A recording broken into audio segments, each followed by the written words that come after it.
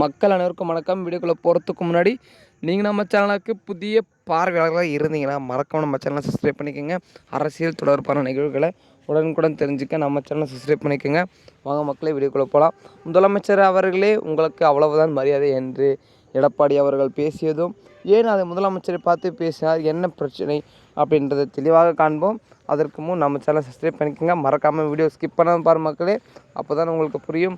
வருகிற 2026 சட்டமன்ற தேர்தல் நெருங்கி கொண்டிருக்கும் வகையில் அனைத்து கட்சிகளும் பரபரப்பாகவும் மிகவும் தீவிரமாகவும் அவர்கள் வேலையை பார்த்து கொண்டிருக்கிறார்கள். இதில் குறிப்பாக பார்த்திங்கன்னா நமது அதிமுக கட்சியின் முக்கிய புள்ளிகள் தலைவர்கள் ஆகியோர் நீக்கமாகிறார்கள், வெளியேறி செல்கிறார்கள். இது உங்கள் அனைவருக்குமே தெரியும். ஏன் திடீரென்று இப்பொழுது அரசியல் கிட்டம் வந்திருக்கு, தேர்தல் கிட்டம் வரும் நேரையில் இப்படி நடக்கிறது என்று ஆராய்ந்து பார்த்தால் அனைவருமே திமுகவுக்கு தான் தாவுகிறார்கள் அப்படின்ற தகவல்கள் கசிந்திருக்கிறது. ஆகியால் இது திமுக போச்ச ஒரு முழுமையான ஒரு அசால்ட்டான ஒரு பிளான் என்று அப்படின்னு சொல்லலாம். ஏனென்றால் இந்த பிளானில் முக்கியமாக இருந்தவர் நமது செங்கோட்டையன்.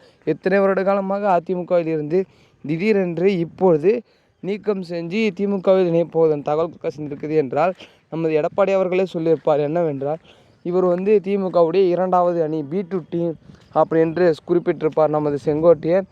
ஆகியால் பார்த்திங்கன்னா இருவருமே இதில் குறிப்பாக இப்பொழுது ஜெயக்குமாரும் அதிரடி நீக்கம் செய்ய போவதான தகவல்களும் கசிந்திருக்கிறது.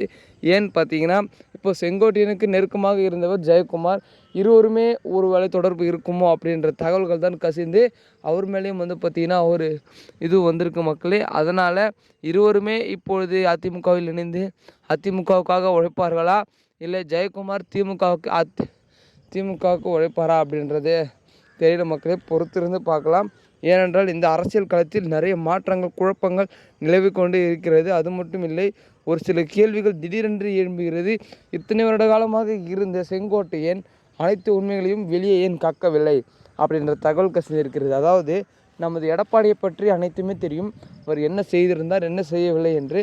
ஆனால் இன்றும் கூட ஏன் எந்த ஒரு உண்மைகளையும் பார்த்திங்கன்னா வெளியே கொள்ளவில்லை அப்படின்னு கேட்டிங்கன்னா, அப்பொழுது எந்த தவறும் செய்யவில்லை என்று நாம் இப்போ இதிலிருந்து தெரிந்து கொள்ள வேண்டும். அதாவது ஒருவர் ஒரு அணியில் இருந்து வெளியேறிவிட்டார், எதிர்க்கட்சியிலும் போய் சேர்ந்து விட்டார். இப்பொழுது அவரை பற்றி அவருக்கு அனைத்துமே தெரியும், செங்கோட்டையனுக்கு எடப்பாடியை பற்றி. இருந்தும் கூட பார்த்திங்கன்னா செங்கோட்டையன் எடப்பாடியை பற்றி எந்த ஒரு தவறான செய்திகளையும் பரப்பவில்லை. ஏனென்றால் அவர் எந்த தவறும் செய்யவில்லை. இதிலிருந்து என்ன தெரிகிறது, அவர் ஆட்சியில் இருக்கும்போது தவறு என்ற ஒன்று நடந்ததில்லை, அவரும் யாரையும் ஏமாற்றவில்லை அப்படின்றது தெரிகிறது மக்களே. இதனால் பார்த்திங்கன்னா அவரால் எதுவும் சொல்லவும் முடியல. இதுவே ஒரு பார்த்திங்கன்னா ஒரு முக்கியமான ஒரு பாயிண்ட்டை எடுத்துக்கணும். அது மட்டும் இல்லை, தொடர்ந்து அரசியல் செய்திகளை கவனிச்சுட்டு இருங்க. ஏன்னா அரசியல் மாற்றத்தினால்தான் தமிழகமே மாறும் என்று உங்கள் அனைவருக்குமே தெரியும். இந்த மாதிரியான அரசியல் தொடர்பான நிகழ்வுகளை தெரிஞ்சுக்க நம்ம சேனலை சப்ஸ்கிரைப் பண்ணுங்க.